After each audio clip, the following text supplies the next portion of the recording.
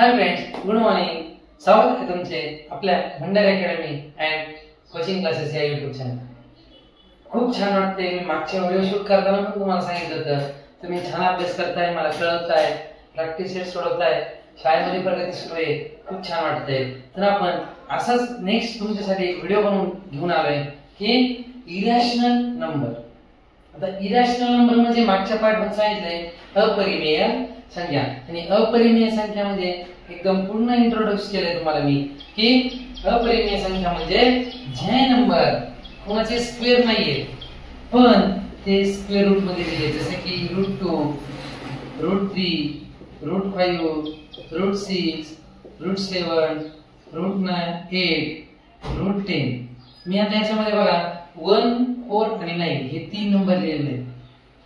हे तीन नंबर का लिहिले? कारण √1 आन्सर 1, √4 आन्सर 2, √9 आन्सर 3. का?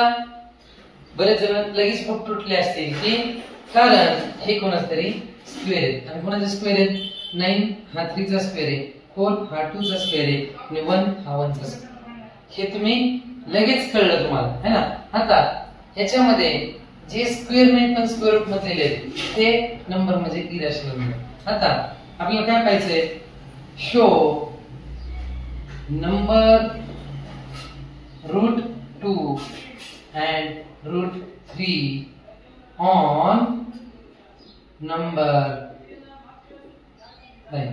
समजा show number √2 and √3 on number line. Irrational number आहे दोन्ही पण, ते नंबर लाईन वर ड्रॉ करायचे किंवा दाखवायचे. तुम्हाला कसे दाखवणार? समजा आता पहा, एक लाईन नंबर लाईन आखून घेतली, ठीक आहे. तुम्ही पण माझ्यासोबत लगेच करू शकता. नंबर लाईन ड्रॉ केली, ठीक. मधोमध 0 घ्या. आता नेक्स्ट इथं थोडस काय करायचंय तुम्हाला? 0 पासून 1 सेंटीमीटर वर लगेच नाही मारायची नाही, खूप छोटी आकृती. एक आपल्या कंपास मध्ये पेन्सिल लावा, त्याच्यानंतर तुम्ही तुमच्या मनाने 2 सेंटीमीटर, 3 सेंटीमीटर, 3 च्या वरतीच घ्या, 3 किंवा 4 सेंटीमीटर अंतर घ्या, किंवा घेऊ पण नका. तुमच्या मनाने डायरेक्ट 1 आणि त्याच्या तेवढ्याच अंतरावर 2 इथे एक ठेवा.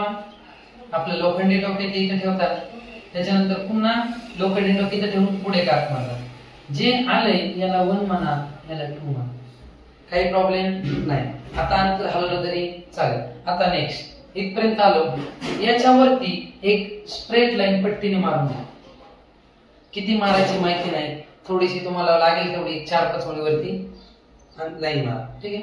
किंवा या अंतराच्या डबल, हे जेवढं अंतर त्याच्या डबल लाईन मारा, ठीक आहे. आता समजलं किती मारायची. आता पुन्हा 0 पासून 1 पर्यंत अंतर घ्यायचं, आर्क मारायचा नाही. आता पुन्हा लोखंडी टोक इथे ठेवा, आणि जेवढं अंतर इथे आहे तेवढंच अंतर इथे एक आर्क मारा, आणि डॉटेड लाईनने ही लाईन जोडून घ्या. याला A, B, C असे नाव द्या. दिले? आता पहा, तुम्ही म्हणता सर तर तुम्ही डायरेक्ट फिगर काढायला लागले, आणि मग आम्हाला काय करणार आहे, कोण कितीच आहे, कोण कितीच आहे. तुम्ही याला 1 युनिट म्हणायचे. काय इथून इथपर्यंत जेवढं पण अंतर घेतलं, काय जण म्हणते सर आम्ही 3 सेंटीमीटर घेतलं, मग आम्ही 3 सेंटीमीटर म्हणतो नाही, ह्याला 1 युनिट म्हणा. सेंटीमीटर मध्ये मोजायचं नाही, हे 1 युनिट. इथून इथपर्यंत 1 आहे, मग इथून इथपर्यंत किती असेल? 1च, कारण तुम्ही काही घेतलं इथून जेवढं अंतर येते तेवढंच अंतर इथे घेतलं, 1च. आता पहा, पायथागोरस नावाचा एक थेरम आहे आपल्याकडे, बाय पायथागोरस थेरम, आपण 7वी मध्ये शिकलो. तर पहा, इथे लिहू शकता तुम्ही बाय, किंवा मी पुढे लिहितो म्हणजे लक्षात राहील तुमच्या, बाय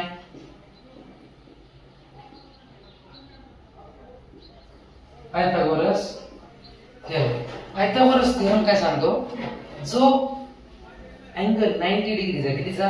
90 डिग्रीचा, त्याच्या समोरची बाजू म्हणजे हायपोटेन्यूस आहे. कोण आहे? हायपोटेन्यूस, म्हणजे AC इथं हायपोटेन्यूस. मग हायपोटेन्यूसचा square AC square equals to height square म्हणजे AB प्लस BC स्क्वेअर. आता याच्यावरती एक वळ येऊ शकता, इन ट्रायंगल ABC. ABC त्रिकोणामध्ये पायथागोरस थेरम नुसार हे आलं, काय आलं? AC square is equals to AB square plus BC. ठीक आहे, समजलं. आता AC ची व्हॅल्यू माहित नाही तुम्हाला, पण BC ची व्हॅल्यू माहिती आणि AB ची पण व्हॅल्यू माहिती. त्यांच्या जागेवर त्यांच्या व्हॅल्यू टाकून द्या. AB square is equals to 1 square आणि BC square is equals to 1 square. AC square as it is. ठीक आहे, therefore आता AC square as it is. 1 चा स्क्वेअर 1 1 जा 1, पुन्हा 1 चा स्क्वेअर 1 1 जा 1. AC square is equals to 2. ठीक आहे, आता AC स्क्वेअर ची व्हॅल्यू 2 आली, पण आपल्याला कशाची पाहिजे? AC ची व्हॅल्यू पाहिजे. ठीक आहे, मग काय करूया? Square root on both side, taking square root on both side. Square root on both side का घेतलं? कारण इथं स्क्वेअर निघून जातो. मग आता मी असं लिहिणार in square root AC square is equals to root 2. ह्या स्क्वेअर रूटला स्क्वेअर रूट निघून गेला, स्क्वेअरला स्क्वेअर रूट निघून गेला, हा रूट 2 जास्त राहिला. मग AC ची व्हॅल्यू किती आली? रूट 2. आता जर समजा मी कंपास म्हणजे तुम्ही त्याला एक टोकी कर्कटक पण म्हणत असाल, एक टोकी कर्कटक म्हणणं सोडून द्या, त्याला कंपास म्हणतात. ठीक आहे, आता कंपास मध्ये जर समजा मी 2 सेंटीमीटरचं माप घेतलं आणि एक सर्कल काढला, तर तुम्ही त्याची रेडियस कितीची देता? म्हणजे इथून इथपर्यंत डिस्टन्स किती म्हणता? 2 सेंटीमीटर. 3 सेंटीमीटरचं माप घेतलं, एक सर्कल काढला, तर तुम्ही इथून इथपर्यंत डिस्टन्स किती म्हणता? 3 सेंटीमीटर. जसं मी त्याच कंपास मध्ये माप घेतलं इथून C पासून तर A पर्यंत, मग किती माप होईल ते? तर रूट 2 चं माप होईल. कितीचं? कारण AC ची व्हॅल्यू किती आली? रूट 2. कसं काय बरं? तुम्ही मग इथं 3 सेंटीमीटर म्हणताय का नाही, इथं 2 सेंटीमीटर म्हणताय का नाही?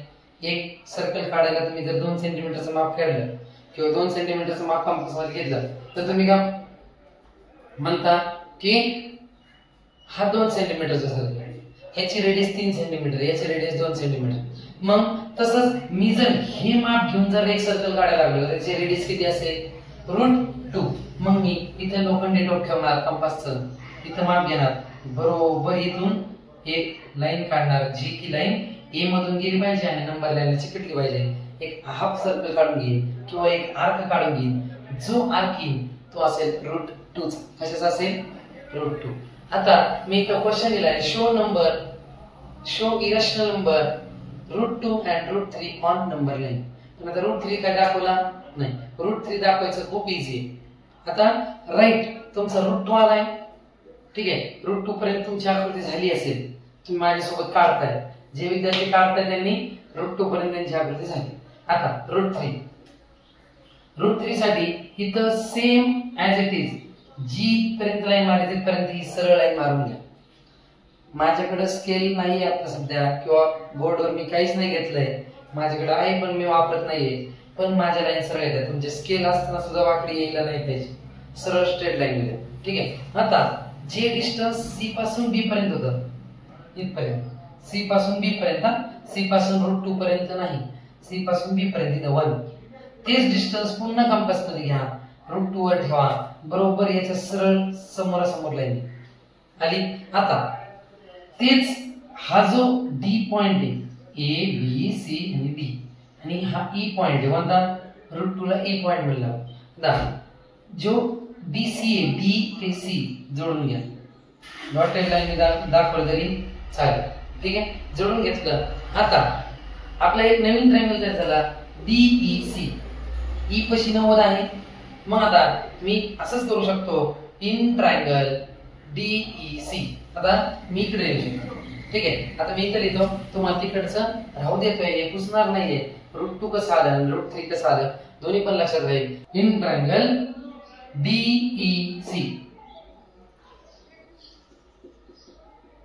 ठीक आहे, DEC काय सांगतो? DEC bye Pythagoras theorem. मी शॉर्ट फॉर्म मध्ये लिहिले, तुम्ही असा फुल फॉर्म मध्ये लिहिले तरी चालेल.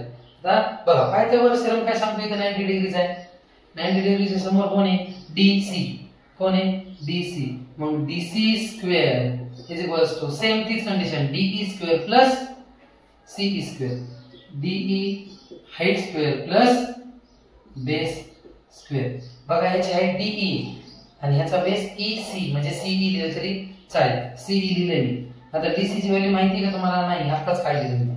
मग DC square as it is, therefore is equals to DE ची व्हॅल्यू माहिती आहे तुम्हाला? डीई ची व्हॅल्यू किती असेल?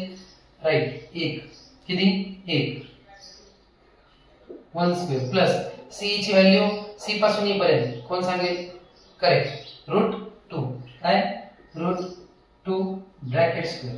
ठीक आहे. आता therefore DC square equals to 1 चा स्क्वेअर 1 प्लस मग आता सांगितलं होतं स्क्वेअरला स्क्वेअर रूट जातो, तसंच ह्या स्क्वेअरला हा स्क्वेअर रूट गेला. किती राहिले? 2. 1 + 2 therefore DC square equals to 3. पण आता तसंच सेम आपल्याला डीसी काढायचा आहे. इथे एसी कसा काढायचा? आता एसी स्क्वेअर आला तर मग आपण काय केलं? Taking square root on both side. Same आपल्याला इथे डीसी स्क्वेअर नाही काढायचा, डीसी काढायचा आहे. देअरफॉर टेकिंग, देअरफॉर लिहू नका, taking square root on both side. तर पहा तुम्ही लिहा डीसी स्क्वेअर स्क्वेअर रूट मध्ये √3. देअरफॉर डीसी या स्क्वेअरला स्क्वेअर रूट गेला, डीसी इक्वल्स टू √3. आता सेम हीच कंडिशन तिथं पण झाली. मी तुम्हाला सांगितलं होतं जर तुम्ही सी पासून डी पर्यंत अंतर घेतलं तर कंपास मध्ये किती अंतर येईल? आता तर √3. तेच अंतर घ्या आणि बरोबर इथून एक आर्क मारा, तो असेल √3. ठीक आहे. सेम कंडिशन √4 ला कसं करणार आहे? इथे एक लाईन, त्याचं डिस्क्रिप्शन, त्याचं एक्सप्लेनेशन असेल. ह्या सेम या येईल. आता √3 घेणार फक्त तुम्ही. √3 आणि 1 किती झाले? 3 + 1 4 आणि √4 चे आन्सर किती येतं? तर 2 येतं. बरोबर ही लाईन वरती जर गेली तुमची अशी, ही लाईन जर स्ट्रेट गेली अशी, इथून जर लाईन काढली तुम्ही, तर ही लाईन बरोबर √4 म्हणजे √4 ची व्हॅल्यू 2 येते. बरोबर तुमची लाईन 4 वर येईल, किंवा सॉरी √4 वर म्हणजे 2 वर येईल. ओके, लक्षात आलं? तसंच 5 काढायचं असेल तर डायरेक्ट 2 वर लाईन मारा. 2 वर लाईन मारा. इकडचं काहीच काढू नका. नुसतं सांगितलं तुम्हाला √5 काढायचंय तर हे नाही केलं तरी चालेल. डायरेक्ट हे तर 2 वर लाईन मारा. 1 मोकळा ठेवा, √2 पण मोकळा, √3 पण मोकळा. 2 वर लाईन मारली, डायरेक्ट इथून ह्या 1 अंतर घेऊन इथं जोडलं तर √5 निघेल. होमवर्क साठी तुम्हाला √5 काढायचंय. नंतर तुम्हाला जे पण अडचण येईल, तुम्हाला √10 सुद्धा काढता येईल, √11 पण काढता येईल. जे पण काढते तुम्ही त्याची प्रॅक्टिस करा. नाही समजलं कमेंट करा. ओके, आलं लक्षात? एक्सप्लेनेशन वगैरे सगळं लिहून घ्या. काही प्रॉब्लेम आला तर comment. Okay, thank you, bye bye.